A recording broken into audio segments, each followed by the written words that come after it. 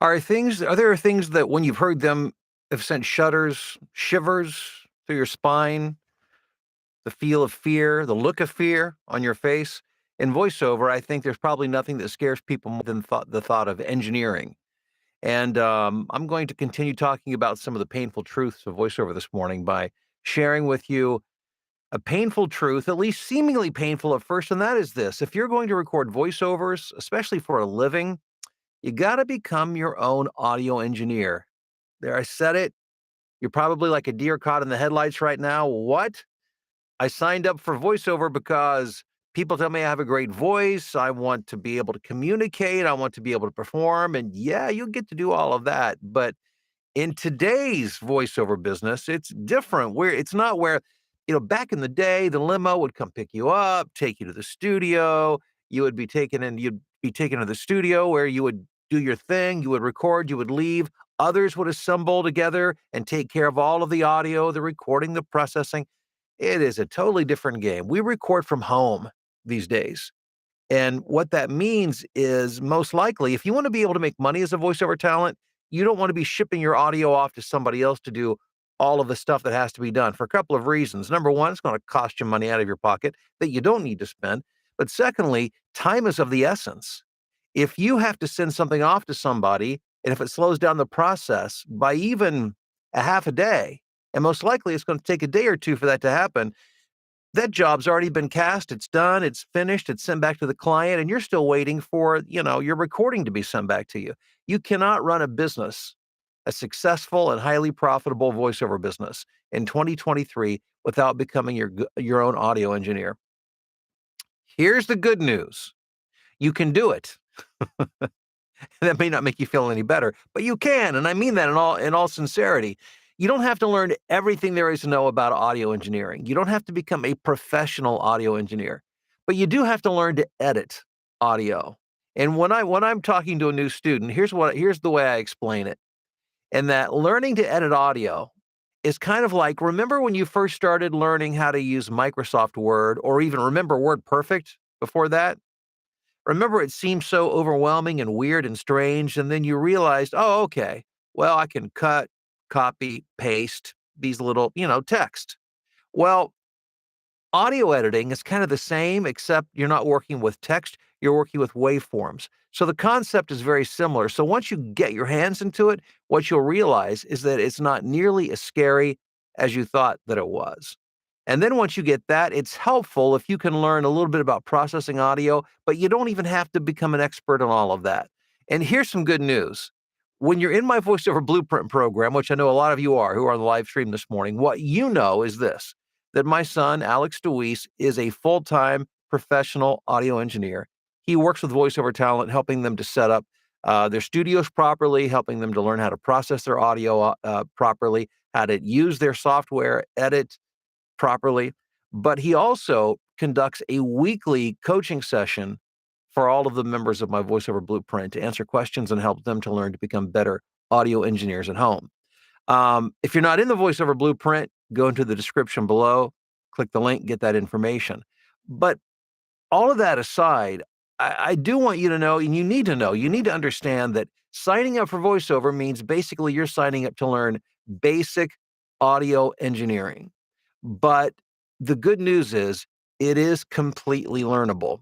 Now, I do know one of the challenges for a lot of folks coming into voiceover, especially if you are of a certain age and perhaps you didn't grow up with computers. I mean, I didn't grow up with computers. I remember back in the 80s when we first started having kids and technology, computerization was really starting to become more of a household thing. I remember saying to myself and to others, I'll let my kids learn all that stuff. I have no interest in computers.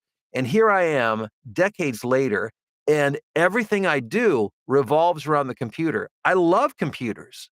I love working with computers. Now, if you're of a certain age and that kind of passed you by, here's another kind of a minor point under the becoming an audio engineer. You need to learn how to operate a computer. And my guess is the fact that you're actually watching this YouTube video means that you have at least a basic idea, or at least you know how to operate a smartphone. But you will need some basic computer skills. You'll need to understand how to turn it on, how to boot up a program, how to install audio software, and again, the basics of all of that. Now, again, I'm not saying all of this to scare you, but you need to understand that being an at-home self-employed person is going to require, really regardless of what you do, you're going to have to learn some computer skills. And so if that means you need to go to maybe a local community college who offers a class on that, I would highly recommend that. Get comfortable. If you're not comfortable with computers, get comfortable with computers, because I think once you do, if you're anything like me, once I did, I was hooked. I found them fascinating. I still, to this day, I just love playing around with computers. And maybe that won't be you, but at least you can learn the basics and how to function with a computer. And again, not feel like a deer caught in the headlights just when somebody says, I need to have you do this, and you're not even sure exactly how to function around a computer. So you do need to learn that first. And again, luckily, there are local classes in almost every community where you can learn that. And again, the other good news about audio engineering is what you have to learn is primarily editing, which means correcting mistakes, cutting, copying, pasting. The very, basic and fundamentals. Beyond that, some audio processing, but it's something you can learn. And again, I want you in my voiceover blueprint because you get access to all of this kind of information and this kind of training. But regardless, this is just something you're going to need to learn to do to become a voiceover talent. And the good news is if you haven't, you can, as evidenced by many, I'm sure, on the live stream this morning, because nobody got into this without learning a thing or two about computers and about operating audio software. And here's another thing. Okay, you're saying to yourself, okay, I'm 60, I'm 70, I'm 80, I'm 90, I don't want to learn something new. Hey, you need to learn something new. I need to learn something new. We got to keep things moving. And one of the great ways to stay mentally healthy throughout life is to learn new novel skills, things that we don't know how to do, challenging our brains, our minds to do things.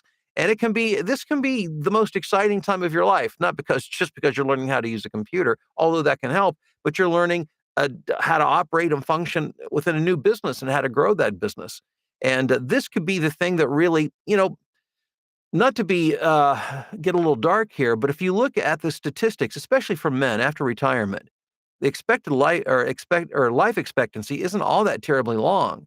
And I think most people would agree it's because once you lose purpose and routine and challenges, then things just begin to atrophy and you just don't feel like you have a reason to move forward. But when you engage, and this is an exciting thing to engage in, and not just the tech part, the voiceover thing in general, but yes, even the tech part.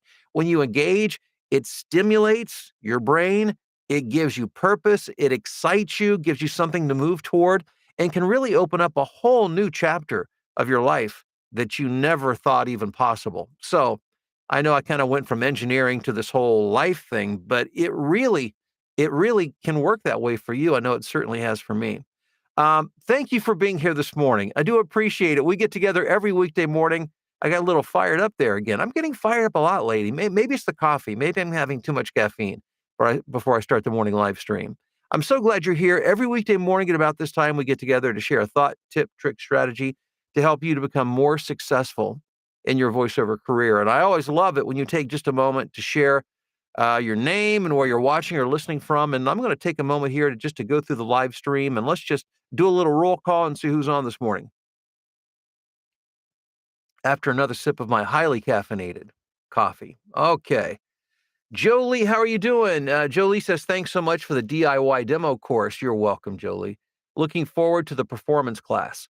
Happy spring, even though there's mountains of snow here, meaning Minnesota, right?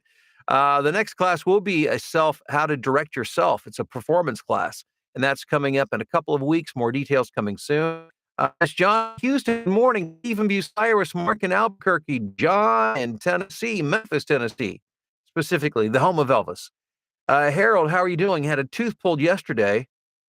If you can barter, the pain will subside quicker. Well, I hope you're feeling better today. Good morning from Casa Grande, Arizona. Hey, Rob, how are you doing this morning? Tim in Altoona, Randy. Hello from Salisbury, Maryland. He says, I still can't believe you haven't tried chicken for breakfast yet. Beef makes sense to me. Bacon makes a heck of a lot of sense to me in the morning. Chicken, eh.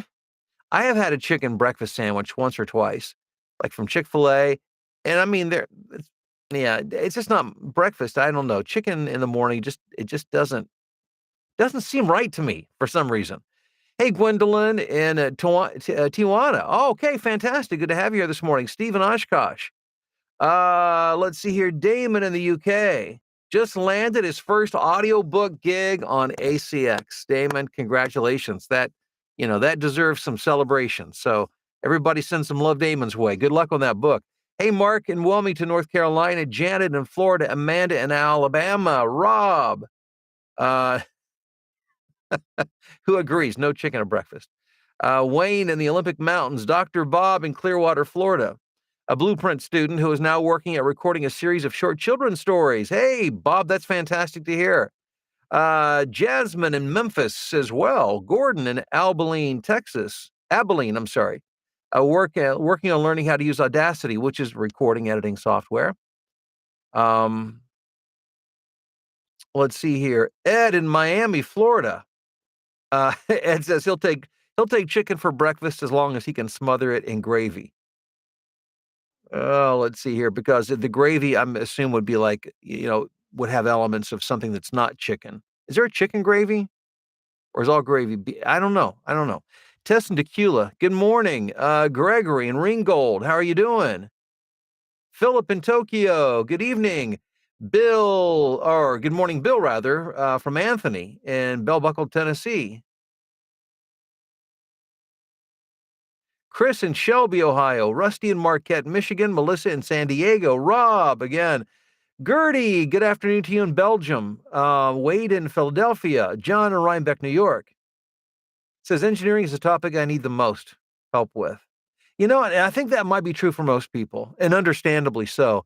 And the great thing is it's very learnable. And once you do, um, it just makes you very, excuse me, it gives you more independence because you're able to do things yourself within your own business. You don't need to hire somebody else to do it. And again, more importantly than hiring them out, it just slows your workflow. It slows the entire process and can cause you to lose work because of that. Barb in Ann Arbor, Rolanda in New York City. Excuse me, we've got Bruce in Louisville, Ed. Good morning, Gordon. Good morning, Kendall. Good morning. Let's see here. Jasmine. Hello there. Jim in Southwest Florida. Steve, good morning to you. Tom in Minnesota. Eric in Charleston. Let's see here. Michelle in Indianapolis. Charlene in Utah. Doug in Greensboro, North Carolina. Pataskala, Ohio is in the house. I've got a friend who lives in Pataskala. Duncan from Elkton, Maryland. First time watching the live stream. Fantastic. Thanks for being here this morning. I appreciate that. And Maria in Orlando. Guys, thanks again for being here on the live stream. Don't let the tech part scare you.